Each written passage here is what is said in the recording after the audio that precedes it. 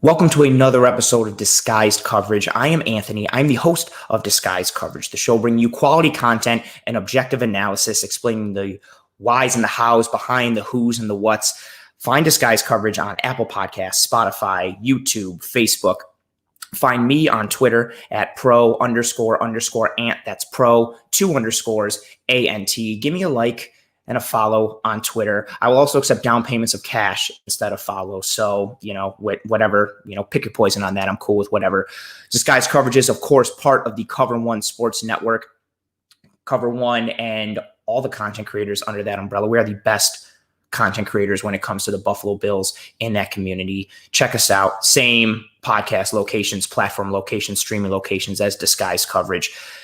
Now that the plugs are out of the way, we're going to get right into it in terms of what this episode is about. As titled, this episode is about the state of the Buffalo Bills defense. And that state right now is less than ideal.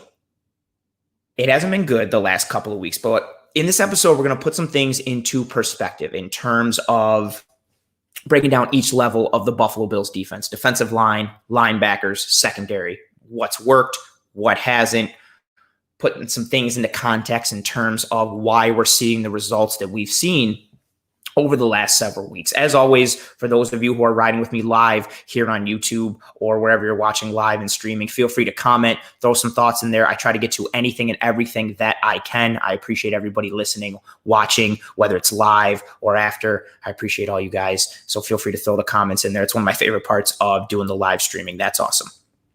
And, I like a couple too already. Hi from Germany. What's up? Joe Nelson got to it right away. Bottom fourth of the league. That's where the Buffalo Bills are in, unfortunately, a lot of metrics. And we're going to start with some of those metrics, some of the numbers, just for, some fun facts, but not so fun because they're not great. The Buffalo Bills right now currently sit in 29th in defensive DVOA. They're 21st in the NFL in points allowed with 28 points allowed per game. They are 27th in passing yards allowed per game at 256. They are 25th in rushing yards allowed per game at 131.3. And of course, we are fresh off of that Kansas City run fest in which a Andy Reid-led team had their highest run production total under Andy Reid. It was just bad. Not so good.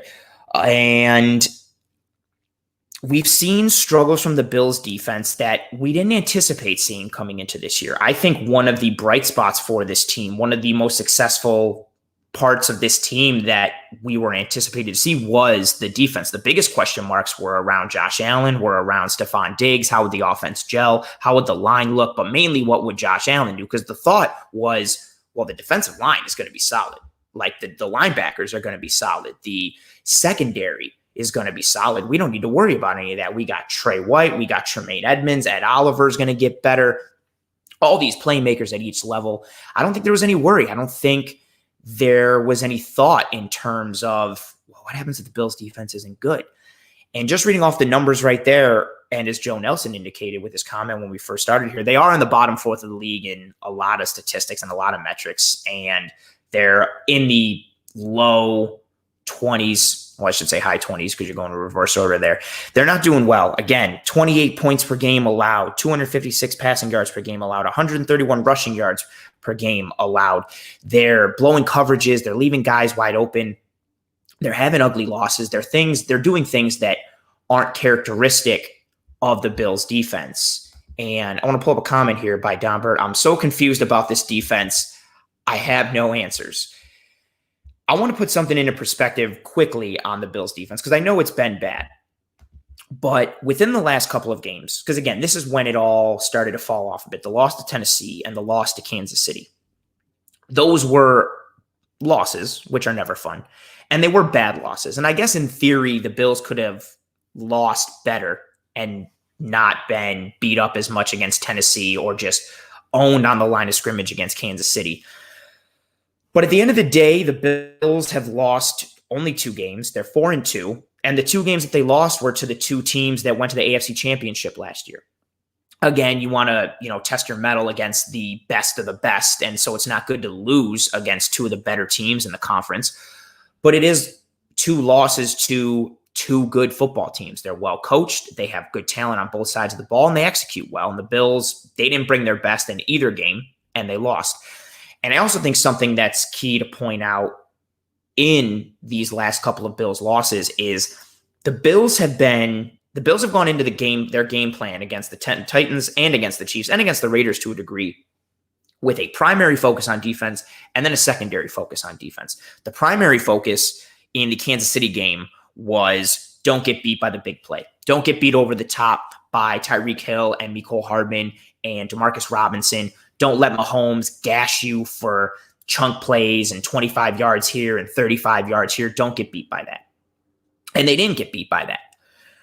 Their plan was to keep everything in front of them, come up, tackle, stop the run, keep the play in front of you. Unfortunately, they got owned so hard on the line of scrimmage that they weren't able to stop the run. Also, Clyde Edwards-Helaire is a good running back, but they weren't given the primary focus to the running game. They gave it to the passing game and to the big plays, and they got victimized. They got beat on the defensive line against KC's offensive line, which we're going to get into in a bit.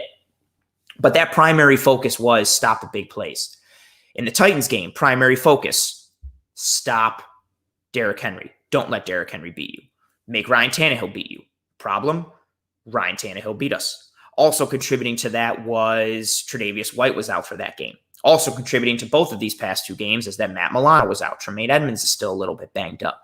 But they're not executing in their secondary game plans. And as Don Burt mentioned here, they didn't play well the first half of the Raiders game either. I'm going to get to that right now. And also, as you mentioned there, I understand that, but what about the Miami game? They got tore up by Fitzpatrick and Gesicki. Yeah, in that Miami game, they haven't been good in the middle of the field, especially in the linebacking area and how they cover, especially Tremaine Edmonds. I'm going to get into those numbers in a bit.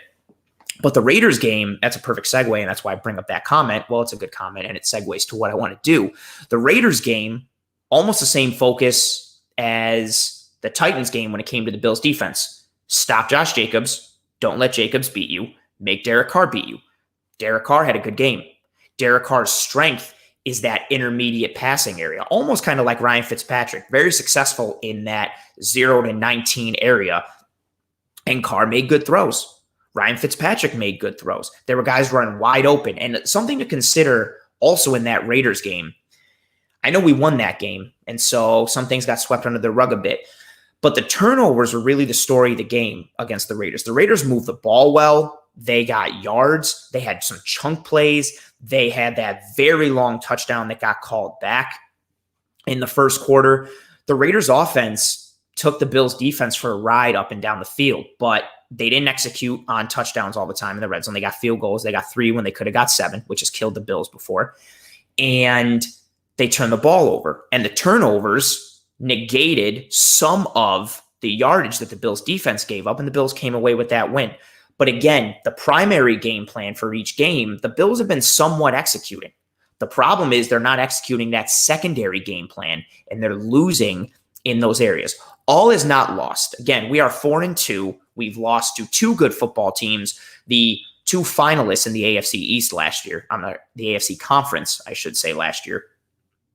So all is not lost. And the good thing about the next set of upcoming games in the schedule for the Buffalo Bills is we're going to be able to see the Buffalo Bills somewhat prove themselves and be able to figure out who this Buffalo Bills team is. This week against the Jets, what's nice, it's been said multiple times on the internet, Greg Thompson and Aaron Quinn, host of the Cover One podcast, talked about it in their preview last night. This is a get-right game for the Bills. Come out, execute your fundamentals, put some of your fixes and your course corrections into action, beat a bad football team.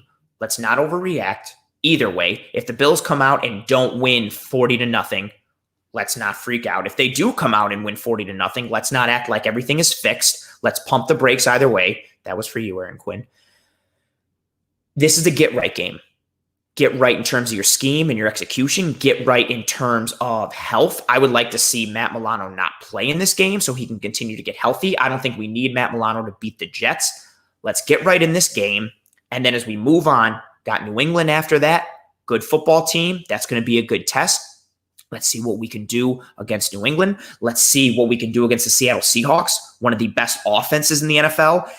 an offense that's going to give the Bills problems because they can run and they can pass. They're physical when it comes to their run game, and they're physical in their passing game. DK Metcalf, Tyler Lockett is a very underrated receiver. Russell Wilson is one of the best quarterbacks in the NFL.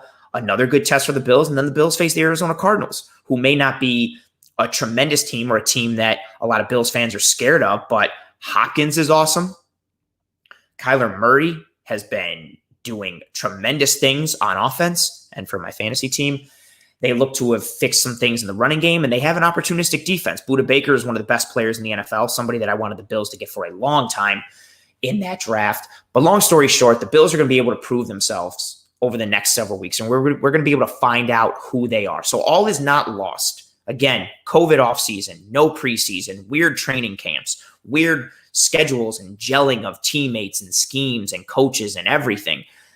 I still don't think we've seen who the Bills are going to be. But that doesn't mean there shouldn't be a cause for concern, because there is a cause for concern. As you can hear, my notebook pages turn there. As I always say, I write. I don't really type up things. I like to write. I like to be old school. Also, and just in terms, if you notice, if you're a regular watcher of the live streams, I'm wearing glasses in this episode.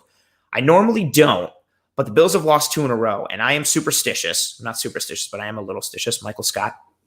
And so I'm wearing glasses. 1, because I wear glasses, but 2, I'm doing whatever I can to break the losing streak. I don't want to take any chances. I play no games. I play for keeps. We're going to start with the defensive line, which has not been great. Looking at the Bills' defensive line, and I'm going to give this stat, which isn't just defensive line related, but the Bills are 7th in the NFL in blitz percentage at 35%. That is per Pro Football Reference. Also per Pro Football Reference, they are 25th in the NFL in pressures with 43. Their pressure percentage is 17.9%, which is 30th in the NFL. Not good. There's 32 teams, so being at 30 is not a good thing. They are 20th in the NFL in sacks with 11. For reference, the Steelers are in first with 54 sacks, and they have 1 less game played. The Bills defense is 10th in quarterback knockdowns with 20. They are 11th in knockdown percentage at 9.4, which is a fun stat. And then if we go into the individual players on the defensive line, and the numbers I just gave you are from Pro Football Reference, and the stats I'm about to give you now are from Pro Football Reference, but I've also got some from Pro Football Focus. Don't kill me for that. I know there's a lot of non-Pro Football Focus fans here in Bills Mafia. But if we go from Pro Football Reference here, Jerry Hughes is first on the Bills in pressures with 8. Ed Oliver has 7. Mario Addison 6. Quentin Jefferson 5. Trent Murphy and Harrison Phillips 3. Epinesa and Zimmer 2. Vernon Butler 1. Mario Addison leads the team in sacks with 3. Jerry Hughes, who has arguably been the best player for them on the defensive line, has no sacks. Ed Oliver only has 1 sack. Ed Oliver's also been seeing a lot of double teams, so that's another interesting thing. The Pro Football Focus grades give the Bills defensive line some better numbers. Like instead of giving Jerry Hughes 8 pressures, they give Jerry Hughes 20. Instead of giving Ed Oliver 7 pressures, they give him 11. Mario Addison, instead of 6 pressures, they give him 18. So the numbers deal a little differently depending on what metrics and statistics site or system you are using. But at the end of the day, the Bills' defensive line is not getting home in their pass rush. They're generating some level of pressure, but they're not getting a lot of sacks. And the last 2 games, what we've really seen is Tannehill and Mahomes just have a lot of time to sit back there and pick the defense apart. And this isn't something, I mentioned it in a previous episode, I wasn't anticipating this at all for the Buffalo Bills. I thought this defensive line was one of the best assembled defensive lines in the NFL. I love the addition of Quentin Jefferson. I like the addition of Vernon Butler. I really like the addition of Mario Addison. Mario Addison has been arguably our best pass rusher, but he's been not good in run defense. The Bills' defensive line as a whole has not graded out well in run defense. And as one of the comments say here, I do want to pull up Joe Nelson's comment here. I think a lot of the running defense problems are centered around the loss of Star, of course, referring to Star Lotulelei. Yeah, I think so. I think Star is someone, I mentioned it during the offseason, and especially when he opted out. I know the contract that he commanded, and because of that, there was more focus put on him from fans. And the stats weren't always there for Starr, but he did a lot of the dirty work and a lot of the things that don't show up on the stat sheet. And one of them was just plug the middle, play one tech, keep Edmonds clean and Milano clean, and keep them free to just hit gaps and come forward and shoot the gun and be athletic and run sideline to sideline and be free as a bird, running in a field, flying in a field. We don't have that now. We are seeing the Bills' defensive line get eaten up. They don't have that big body in the middle. Vernon Butler hasn't been that person that we had hoped that he would be. As Richard Greenwood put, Oliver is playing too much one tech. Yeah, we're kind of relying on Ed Oliver to almost set the middle and be that tone setter in the middle, and he's not built for that. He should be built for penetration in terms of the run game and in terms of the pass game. He should be getting ideally more one-on-one situations. He should be somewhat of an Aaron Donald light, which isn't a fair comparison for him or for Aaron Donald, because if you put all 5 guys on Aaron Donald, he would still figure out a way to get to the quarterback or disrupt your run game, anything like that. Oliver's seen more double teams. As Eric Turner from Cover One pointed out in the last game, Ed Oliver was double teamed on over 20 snaps against the Kansas City Chiefs. For reference, he played 42 snaps. So he was doubled on almost 50% of the snaps that he played. I have tweeted multiple times on Oliver not living up to expectations this year. I even referenced him being a ghost this past game in the last several games. But to be fair to him, he's also getting double teamed a lot. He's seeing a lot of action up front. And I know a great player should work around that. I also think he's still banged up from that knee injury when he stuck his leg out for the trip against Miami. But the defensive line hasn't been good. They're not getting home. And in a Sean McDermott defense, where primarily you are rushing 4. Again, I know the Bills are 7th in the NFL in blitz percentage at 35, but they're only blitzing 35% of the time. That means they are in 4-man rush 65% of the time. We know Sean McDermott defense, rush 4, use your front 4 as the primary drivers of pressure and sack creation.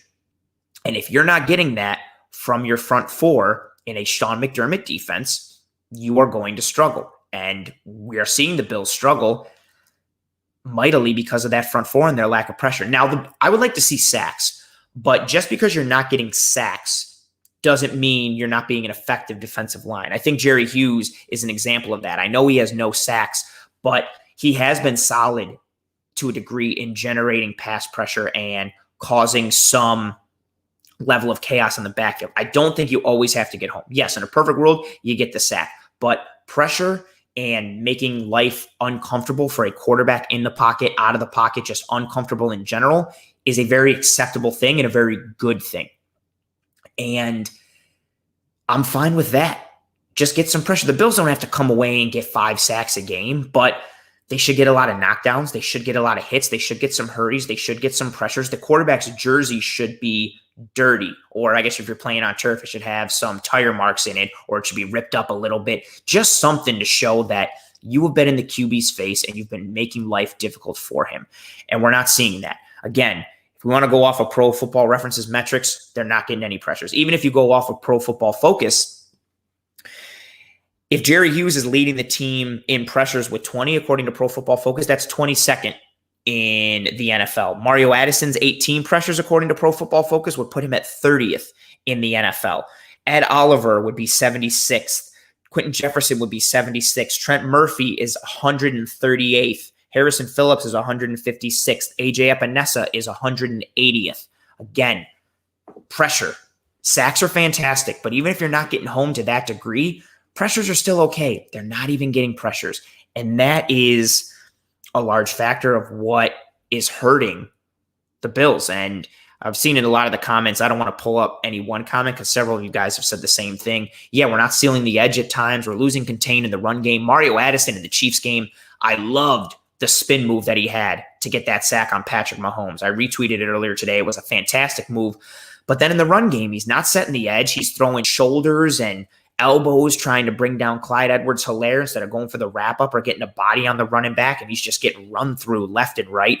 I think that was also pretty disheartening against the Chiefs to know that they were banged up on their O-line, both going into that game and then in the actual game, and knowing that our starting caliber front 4 couldn't do anything, and they were getting smacked left and right by second and third string linemen. Again, they're still NFL players, but to know that they were getting beat by second and third stringers, that's a bad position. That's very bad for the defensive line. We got to see them turn it up, and they haven't so far. We're going to move on to the next grouping, the linebackers. I want to start out with one thing and then lead into another. Matt Milano, I tweeted it earlier today. I want to dispel the notion that Matt Milano is injury prone. Last year, he played 15 games, started all 15. He missed one. Technically 1.5 because he got injured against Tennessee and didn't finish that game and then missed the next week. But he missed one game. Started 15, played in 15. 2018, he only missed 3 games at the end of the year because he broke his fibula when he got pinned under and rolled up on in a fluke injury that can happen to anyone and that is not indicative of a person with quote-unquote injury history and injury concerns. This year, I know he's been banged up with multiple things. So has almost everyone in the NFL. Again, COVID offseason, weird training regimens, no preseason. Guys are getting hurt left and right. We're seeing a lot of soft muscle injuries in the upper body and lower body across the NFL. The 2017 season, he started 5 games, played in all 16 regular season games, though. Not somebody, he's missed some games here and there, but he's not regularly on the injury list to the point where he misses a lot of games. He gets banged up here and there, but who doesn't in the NFL? I want him re-signed. I am fine giving him 3 years, $13 million average annual value. We'll see what happens through the rest of this year. We'll see who comes knocking in the offseason. But he is tremendously important to this Buffalo Bills defense. And the notion that he is injury prone, quote unquote, is not accurate. I don't agree with that. The linebackers as a whole, going into this year, I was somewhat worried about the linebackers because of how top-heavy this group is. Coming into this year, Edmonds, Milano, I like them both. I like them a lot. But after that, there really wasn't much. We signed A.J. Klein. He has not been even 3/4 of the player that he was when he was with New Orleans, let alone the player that he was in Carolina. And other than that, you didn't have any players in the linebacking core with starting experience or someone you could really count on. It was a very top-heavy group with Tremaine Edmonds, Matt Milano. And if those two didn't play well, or if one of them got hurt, or if both of them got hurt, the Bills' linebacking core was going to be in trouble. And both of those guys got hurt. They've been hurt at the same time. They've been hurt at different times. So that's already not good. And then add in the actual play. Tremaine Edmonds flat out is struggling. I don't think it's the end of the world for him. Again, he's 22 years old, and he's also playing banged up.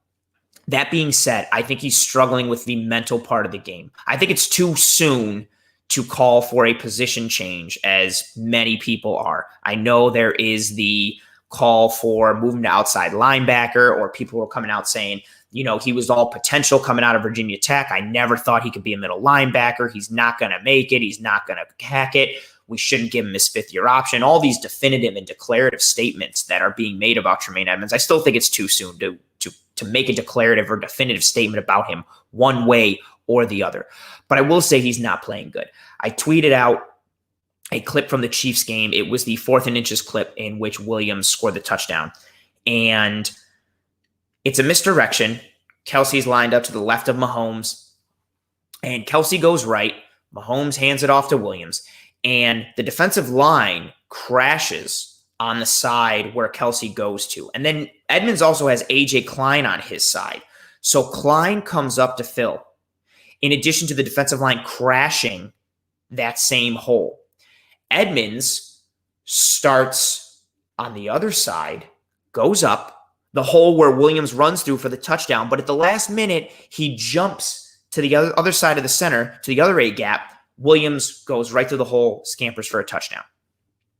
On that play, not only does Tremaine Edmonds make the wrong read, it's poor play recognition, it's poor guesswork or reading, whatever you want to call it, however you want to decide, like which came first, chicken or the egg scenario. Either way, one of the more important things of it is you watch him come up and like his feet, he's choppy feet. He's not coming up with conviction. He's not shooting his gun. He's not seeing the hole and just shooting right through and making a play. You can almost see him thinking.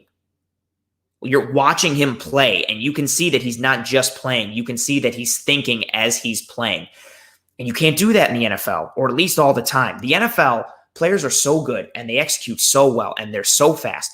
If you waste just a half second with hesitation or indecision, you're going to get beat. And Tremaine Edmunds has been a victim of that multiple times this year. And the Chiefs game was a good example with that play. You can see the hesitation. You can see the, oh, where's the play going? Who's got, should I read this? Well, should I not? Boom, touchdown. Tremaine Edmunds is very athletic. He's fast. He's agile. I would like to see him just be able to play and not have to think so much. He plays a position in the NFL that is a very heady position, a very mental position. Middle linebacker in the NFL, especially today's NFL, where passing offenses are so advanced and offenses in general are so advanced. He's got to do a lot of thinking. He's got to do a lot of processing. He's got to do a lot of calling and reading. That's regular. That's hard in and of itself. Add in his injury. I think that might be part of the reason as well as to why he's thinking a little bit too much. I think he's also thinking not just play recognition and what to do in this instance. I think he's also thinking, oh man, is my shoulder going to get hurt if I do that? Do I have to guard myself? How I take on this block? Do I need to switch this? As a person who's played sports at a decent amount of levels, if you have an injury that you are concerned about and it's one that you have to consistently watch out for, or if it's for the part of the body that you can't really protect, it gets into your head. It gets into your thought process. And if he's also thinking about that, in addition to just thinking about his job, that's like anybody. If you're thinking about your job is hard enough. But if you're also going to work and thinking about stuff going on in your personal life, or this bill that you got to pay, or, oh crap, the car is still messed up, I got to take it to the shop, that causes a decrease in your performance at your job. It's the same thing for dudes in the NFL. If his mind is on something else, it's going to make his job that much harder. And his job is to be a good middle linebacker, which is already a hard job. And you add in any mental bandwidth that you have to spend on something else that isn't play focused, it's tough. Looking at Tremaine's numbers, they are not good. He has given up the third most yards at the linebacker position when targeted by corners. When targeted by NFL quarterbacks, he is giving up the best passer rating in the NFL for opposing quarterbacks when they target him. Opposing quarterbacks rating when targeting Tremaine Edmunds is 158.3. That is the highest grade possible for a quarterback rating. He is literally almost allowing quarterbacks to be perfect whenever they target him. He's been targeted 18 times. He's given up 17 receptions for 303 yards. So not only is he getting beat almost every time he's targeted, but he's given up big chunk plays in addition to that. One of the comments we spoke about earlier in this episode was what Ryan Fitzpatrick and Mike Gesicki did against the Bills defense. Tremaine was not in for that game, but that middle of the field being eaten alive is something that has been a trend this season. It started in the Miami game, but it continued against Oakland. It continued with Tennessee. We saw Ferkser, the backup tight end for the Titans, get open a couple times. The middle of the field has been open for several teams. I mean, it also helps we keep playing teams with quarterbacks that are executing and with tight ends who are good in the middle of the field. But whether Tremaine has been in or whether he hasn't, we're still seeing the middle of the field get eaten up. And that's something that we didn't see a lot last year or even the year before. Tremaine Edmunds, big dude, large wingspan. He gets in the passing lanes. He makes things tough for quarterbacks. We're not seeing that. We're seeing him get out of position. We're seeing him make the wrong read. We're also seeing him, something that drives me nuts, he loses his feet a lot and ends up on the ground for an inordinate amount of plays. We see him over pursue or take poor angles to the ball, and he's susceptible to a lot of cutbacks or a lot of just stop-start. He gets beat on those a lot in terms of the run game and the screen game and drags over the middle and things like that. We're not seeing him hit the level of burst and speed that we expected based on what we've seen from him prior. And again, a lot is being asked of him, especially without Matt Milano, but he is not executing the way that he needs to be. He is 13th or 18th in the NFL, depending on how you look at breakdowns. Pro Football Focus, when they break down who gives up the most yards per coverage and the yards per coverage snap and all that, it doesn't matter if you've played one game or all the games. They list you. So you could only have one coverage snap and not allow anything, and you're going to be at 100% best metric, but that doesn't count. So if you take everybody into account, he's given up the most He's given up the 18th most coverage yards per snap. If you factor in players who have played 2 games or less and you remove them, he's given up the 13th most coverage yards per snap. So long story short, not doing well in coverage, not doing well in the run game either. AJ Klein has not been the backup level caliber first linebacker up after Milano and Edmonds type of player that we had hoped he would be. Matt Milano is someone the Bills need back tremendously. As William here states, Matt Milano is the most important person on this defense. When he goes out, we go from a top 5 defense to bottom of the league. You know what? I can't even really argue with it because of the numbers and because of how we're playing right now. Matt Milano's coverage ability, he's been someone who has been tremendous in coverage. He had the highest coverage grade, not just of linebackers, the highest coverage grade overall for the entire Buffalo Bills defense in 2019, 5th in 2018. He's someone who has been a tremendous coverage linebacker. I know he struggled a bit with his tackling, especially last year, but he's fast, he's agile, he is aggressive. He sometimes plays a little too reckless and too out of himself, but he's someone that adds a tremendously dynamic piece to the Bills defense. And without him, you're right, William, we have not seen that level of the Bills defense that we've expected to. And with Tremaine struggling and Milano out, this linebacker position is extremely terrifying. And I mean terrifying in terms of like not great. Good news is, again, I think it's too early to call what's going to happen with Edmonds, and we'll see what happens when Milano comes back. I trust that we'll course correct, but Edmonds has not looked good so far this year, and the numbers speak to it. The analysis speaks to it. If he's not passing the metric test or the eye test, you're seeing him right in front of you just be like, oh. The Chiefs game for me really got me a lot. There were just times where I felt like, oh, okay, he's going to make this tackle, and then he would just like fall down or just lose his feet and just – I'm not expecting that. At the very least, I'm not expecting that out of an agile, athletic, well-structured, young NFL linebacker. Same thing with the over pursuit and the poor angles to the ball. Those are things he needs to course correct desperately and immediately. If we move to the secondary now, we're off the linebackers. We're now on to the secondary. The secondary, a position that I was very worried about coming into this season, mainly because of the corner position. I was worried about the corner spot after Tre'Davious White. I got even more worried when EJ Gaines opted out, even more worried when Norman got hurt, continued to stay worried when Levi Wallace went out. Good news is Trey, even though he's from the eye test, he's not playing at the level that we are accustomed to seeing him play at. I don't think he's playing at a top 1 or 2 or 3 level corner like he was last year. He's still near the top of the league in coverage snaps per target. He's 5th. He's not getting targeted a lot. People are still respecting him with that. And he's 7th in coverage snaps per reception. So he's not giving up a ton of catches. He's not seeing a ton of looks when he's on the field for those coverage snaps. But when you juxtapose that with how many yards the Bills defense is giving up in the passing game, as Don Burt here said, White hasn't played up to his caliber, but still isn't the problem. That's correct. So Trey, again, not playing up to the level that we think he can, but he's not the problem.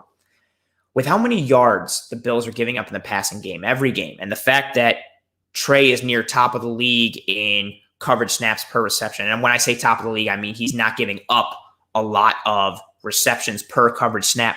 That means the defense is getting beat in other positions. A lot of it is in the middle of the field, where Tremaine Edmonds is, or where Dodson has been, or where AJ Klein has been. A lot of it has been there, but the rest of the corner position, especially Taron Johnson, has not been great. So Josh Norman, through the games that he's played, he's been targeted 17 times. He's allowed 14 receptions. The amount of snaps per reception that he's had, 7.9. So 7.9 snaps per reception. Yards per snap, he's giving up 1.28 yards per snap. Levi Wallace, he's been targeted 21 times. He's allowed 13 receptions, so he's been targeted 4 more times than Norman and allowed 1 less catch. His snaps per reception, or reception per snaps, 9.6, and his yards per snap, 1.08. So he's played better metrically than Josh Norman has. Taron Johnson, again, Don, you are killing it in the comments.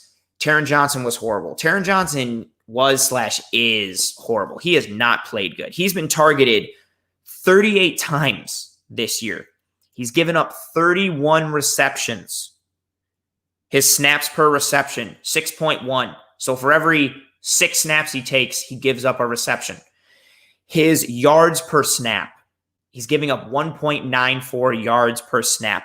That is near the top of the league in terms of yards per snap for the cornerback position. Taron Johnson is getting beat left and right, zone, man, over the middle, out routes, drags, mesh concepts, deep. He's getting beat. The Bills' defense, their base defense, even though it's a 4-3, their real base defense is a nickel defense. When your nickel corner, Taron Johnson, is not playing well, you are going to struggle. My biggest thing with Taron Johnson coming into this year was I've had injury concerns with him because of how aggressive he plays and how reckless he plays, especially when he comes forward in the run game. I love his physicality, but I was worried if he could stay healthy, and I was worried about him in the coverage game. And he has been beaten by a variety of body types and skill sets. He's getting beat by fast tight ends, big, bulky, physical tight ends. He's getting beat by small slot guys, big slot guys, just guys who are just fast, guys who are good route runners. He's getting beat in a variety of ways, in a multitude of ways. Again, he's been targeted 38 times. He's given up 31 receptions in those 38 times. As Gregory Thompson from Cover One says, did I miss the nude segment? No, I saved that to the end. I'm not going to give away that up front. You gotta at least tease that for the end. Taron Johnson targeted 38 times. He's given up 31 catches, 6.1 snaps per reception, 1.94 yards per snap. All very not good things. Hashtag analysis. When you play nickel as much as the Bills do, seeing Taron Johnson struggle is not a good thing at all. That's been one of the weaker points on this Bills team. And the Bills tried Cam Lewis. I like what Cam Lewis brought. As Don mentioned again, was excited to see Cam Lewis in there until he got hurt. Yeah, I liked his physicality, and I'd be willing to see him get some more reps in coverage just because he hasn't looked bad. I don't think I'm fully confident in saying that we'll roll him out in the nickel corner spot. I'm good with him. Let's go. But I've seen enough positivity to think that I'd like to see him get some more reps and get some more snaps. Going to the safety position again, staying in the secondary. Micah Hyde hasn't been tested a lot this year. His snaps per reception, 56.5. Yards per snap, 0.19. He's only been targeted 7 times. He's given up 4 receptions in those targets. Jordan Poyer, 16.8 snaps per reception, 0.26 yards per snap. He's been targeted 16 times. He's given up 13 catches.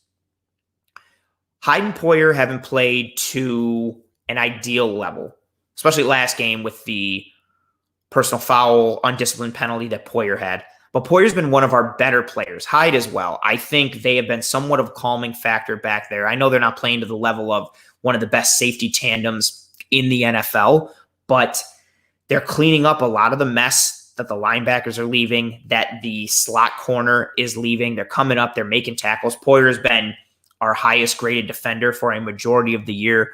Hyde is right there with him. Hyde is top 10 in a lot of the coverage metrics for safeties. Poyer is top 20. They're doing their job to a degree, and to a pretty high degree. I think a lot of what they're getting hit with and what they're getting beat with is because of the lack of execution from the levels in front of them. The struggles of the defensive line that we talked about, these struggles of the linebacking core, these struggles of the other corner other than Tre'Davious White and the nickel corner, mainly Taron Johnson. They're getting beat with certain things. We even see a good example of this, right, is the play against Kansas City. I believe it was a 3rd down conversion. Mahomes drops back. He rolls out. We see Travis Kelce go towards the middle of the field. Poyer comes up to take away Kelce because Kelce is just wide open in the middle of the field. Poyer comes up, vacates his zone because he has to take away Kelce. He makes the read. But in that time, Mahomes scrambles out to his right. And then as Poyer comes up, the receiver comes behind Poyer all the way across the field. Mahomes hits him for a 1st down. that's kind of like a damned if you do, damned if you don't. If Poyer doesn't come up, Kelsey makes the catch. If Poyer does come up like he did, the receiver runs behind him, Mahomes makes the play. Also within that, the Bills' defensive line lost contain. Also within that, the Bills' defensive line didn't get home. Also within that, the coverage team in the middle of the field, slot corner to linebacker, didn't do their job on Travis Kelce. There's all these moments and instances of lack of execution for the Buffalo Bills defense. And Hyde and Poyer are cleaning them up a little bit. As Alex Smith says here, 0 splash plays from Hyde. He's just a safety net. Yeah, he hasn't had those big, high-impact, toxic differential playmaking plays that he's had in previous years, especially when it comes to interceptions or forced fumbles or fumble recoveries, all these things. And I'd like to see more, but I also think with where the Bills defense is playing right now, they are not in the position to start getting back to where they are just yet, or back to where they used to be, or back to where they could be. I think this Jets game is a pretty fun game on paper in terms of being a get-right game. Let's see what the Bills implemented in their time off from Kansas City. What can we course correct? What can we fix? Can we get healthy? Can we get some things identified and problem solve some things? Can we get back to the Bills defense playing the level of football they need to play at? Because if they don't, as much as I love Josh Allen and what the offense has done, I think we've seen with what defenses have done to adjust to Josh Allen and the Bills offense, you can't always guarantee that Josh Allen and the Bills offense is going to put up 30 to 40 points a game. This Bills defense needs to bring it at some level, at some point. And especially, too, if we want to go anywhere in the playoffs. The Chiefs are still the king of the AFC. I know the Titans have a better record, but I don't care. You're not going to outscore Kansas City if you want to get into a pure shootout. Same thing with Baltimore, especially with what Baltimore just did on defense, getting Yannick Ngakoue. They have a crazy defensive line. Their D is good. If you're going to play Baltimore, you got to find a way to stop Lamar, stop Hollywood Brown, stop the running game, stop Andrews, all levels that the Bills have not been good at. The Bills have struggled against the run. They've struggled covering tight ends. They've struggled in the middle of the field. They've struggled with blowing coverage and execution. And those top-level teams in the AFC, mainly the Ravens, Titans, and Chiefs, are all good at those things that the Bills have struggled at. I want to see what Pittsburgh does in their game against Baltimore. I am still holding some reservation when it comes to deciding how good the Steelers are. They played a very easy schedule to start the year. I want to see what they look like against Tennessee. I want to see what they look like against Baltimore. That's going to be a very tough game for the Bills. The Niners game is going to be tough as the Niners start to get healthier. The Bills don't have an easy out with the end of this season coming up and with the middle season, the second quarter, third quarter, and the end of the year. They don't have an easy out, and they got to get some things fixed. The state of the Buffalo Bills defense right now is #not good, #analysis. They are not executing on all levels. I think that's the most troubling thing is there's not one area that we can point to and say, oh, man, well, if we just fix this, we'll be good. It's not that. We almost need another edge rusher. We need a one tech. We need another corner. We might need a slot corner in addition to that other corner. We might need another linebacker. Like, there's just all these things where you're just like, oh, it's not just one thing where like, well, as long as we get healthy here, if we fix this one thing, it'll all be good, and then you can wash your hands of it. It hasn't been that. Don Burt, good question here. Make one realistic deal at the deadline with the Bills cap space in mind. What position, what player? I want to tie this into something that Marcel said. Desmond King. I love Desmond King from the Chargers. In a perfect world, it's somewhat realistic, but it's also not because of him being a free agent next year, the money he's going to command. It's not going to be a long-term thing. Give me Greg Thompson, again, from the Cover One podcast last night, brought up some pretty realistic options. Carl Lawson from the Bengals, Marcus Golden from the Giants, Davin Tomlinson from the Giants. I would like to see something on the defensive line. I would also like it if we could maybe potentially get Quinnen Williams away from the Jets. Another piece of information that Greg from Cover One put out earlier today, a second-round pick for Quinnen Williams. He's under his rookie contract for another 3 years, I believe. His fifth-year option would be about $12 million, but that's still about 3 years away. we can't get into a position. I know we want to fix things, but the Bills, as much as they got off to a hot start and as much as we want to be excited for the Bills, they are not winning a Super Bowl this year. Trading for someone like Desmond King and giving up the draft capital and the resources for someone like that. Same thing for Ngakoue. I know a lot of fans are like, we could have made that deal for Ngakoue. Giving up the draft picks for Ngakoue is a troubling thing, especially as the cap is reduced next year. You need those draft picks because you need players on rookie deals, so you have cap space. The Bills and almost every other team in the NFL are going to be in a very tough and strapped financial salary cap situation next year. We need those rookie deals. We can't just be giving away draft picks for Ngakoue or Desmond King. In a perfect world, I would love Desmond King or Josh Jackson from the Packers. Desmond King would be my number one. But I think to answer your question, I know this is a long way to go around it. I have a lot of thoughts on it, Don. To make one realistic deal at the deadline, give me some defensive line help. Give me Marcus Gold. Give me an edge rusher or someone in the middle. Give me Golden or Tomlinson, or give me Carl Lawson. Give me somebody to strengthen the edge rush or strengthen the dead center middle of the defensive line. Give me one of those two things. I think those things are easier. And especially at least you can kind of play silver lining with Levi Wallace coming back and say, maybe the secondary will get a boost from him coming back. The defensive line, there are no other options. Bringing Justin Zimmer up is nice. He played well. He probably played, I shouldn't say well. He was probably our best defensive line player against the Chiefs, but he also got blown off the ball in the run game a ton. And I'm happy for him and what he did, but we don't really have any other options of reinforcement for that defensive line. So I would take somebody up along the front. Give me Tomlinson, give me Golden, give me Lawson, give me somebody to reinforce and strengthen that defensive line, because we don't have any reinforcements coming from the practice squad or coming off the IR or anything like that like we do in the secondary. I think either way, it's going to be tough. And the best solution is to coach up and execute on the field. It's going to be easier said than done. At least the Jets game will give us some semblance of relief and hope. I think I don't want to jinx it. I don't want to say, oh yeah, the Bills are going to come out and kill the Jets, but it's a good opportunity to get right and fix some things before another tough stretch of the season comes, where the Bills have to play the Pats and the Seahawks and the Cardinals. And even coming out of the bye week, the Chargers are no joke, especially as they start to get healthier. The Niners, I know they got hurt and they lost to Miami and they lost to Philly, but they're still a good football team. And again, they are good at the things on offense that the Bills struggle with on defense. They run the ball. They have George Kittle. They have speed and physicality. It's tough. It's going to be tough all around.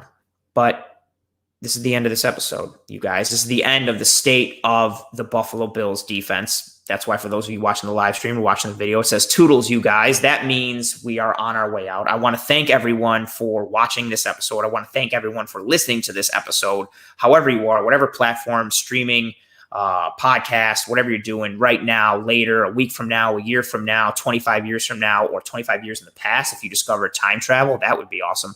I appreciate any and every ounce of support that I get from everyone. Thank you to everybody who contributed to the chat. I wish I could pull up everybody's comments at all times, answer every single question, highlight every single thought, but just know that I truly appreciate every single ounce of engagement and support from every single one of you. Give me a follow on Twitter. Again, the Twitter handle is pro__ant. That's pro, 2 underscores ANT. Follow and subscribe to Disguise Coverage on Apple Podcasts, Spotify, and all your favorite streaming apps and platforms for podcasts and content creation things. I appreciate all of you. Thank you very much. Thank you for riding with me. I'll see you next week.